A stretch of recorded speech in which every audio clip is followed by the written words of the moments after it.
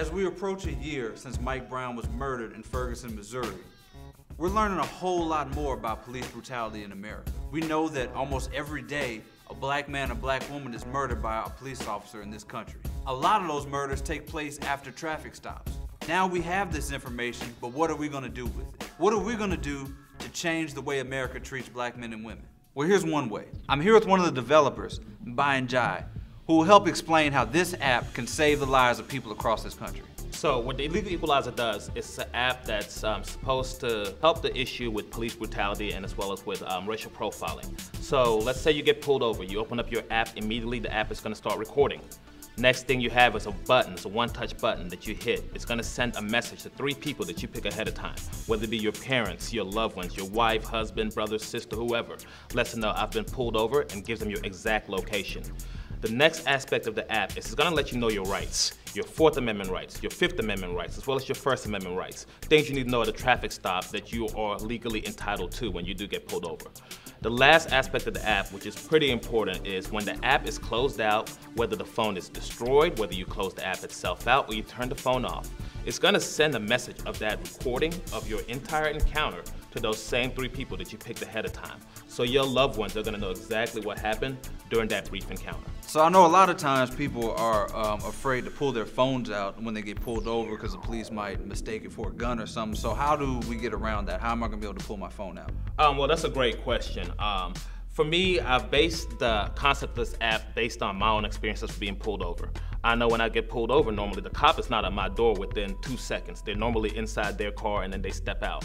And normally the first thing I do, I'm already trying to send out a text message to my mother or my father, letting them know where I'm at.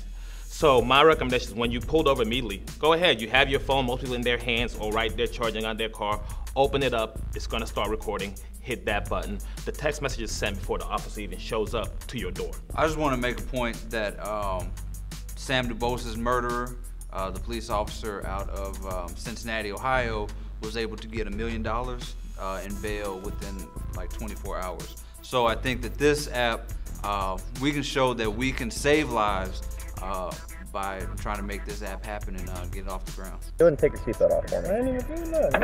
Go ahead and take your seatbelt off. Stop! Federal laws are used to detain minorities and other people sometimes, but sometimes local laws are also used, and laws do change by jurisdiction.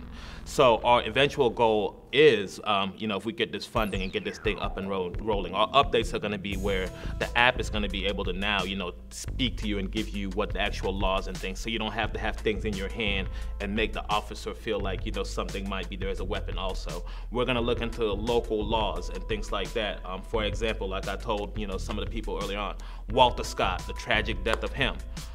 Before Walter Scott was found, before that video came out, South Carolina, the Charleston was a Courier, Post News, they put out an article about how Walter Scott attacked that police officer, taking his taser, and the officer shot him.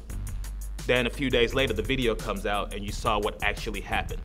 And for me, the saddest part was I went into looking into South Carolina laws. Okay, so he got pulled over for broken taillight, which proved that the taillight wasn't broken later on. But even then, in South Carolina in 2000, they had a case called State of South Carolina versus Jihad. In state law, you have to have 2 broken taillights for it to be against the law. So 1 broken taillight's not illegal. So in that case, we were hoping something like, hey, if Walter Scott has this, app says, officer, actually in this state, it's 2 broken taillights or what's against the law, am I free to go? You don't need to check my ID to see if I, have any warrants or if I have anything missing on there, am I free to go? And that stops that whole incident there. And that's where we are hoping. We don't want to, I'm tired of hashtags. I'm tired of reacting to stuff after it happens. We're trying to be proactive and have this before it actually happens. So I hope we get to see this app soon. If you'd like to help, follow the links below, and we'll make this happen. Let's save some lives out there.